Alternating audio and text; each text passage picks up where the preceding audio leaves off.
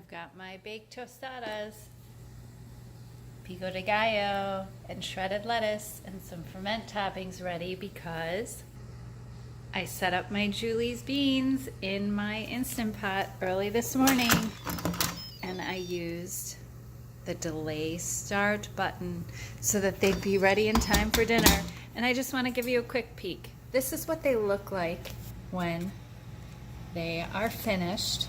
And then your next job is to stir, stir, stir until they get nice and creamy. The beans will still be whole, but this will thicken up beautifully.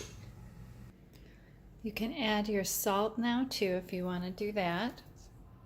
Or if you're just using ferment toppings, you can go with that. Just a small amount of salt. And you can see how this is thickening up. Just from stirring. As it cools, it gets thicker as well. I'll show you what else we're having with Julie's beans.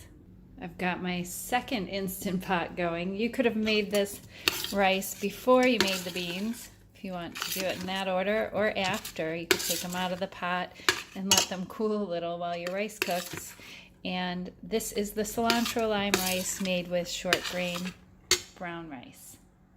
I hope you enjoy this bean recipe. Inspired by Titi's beans.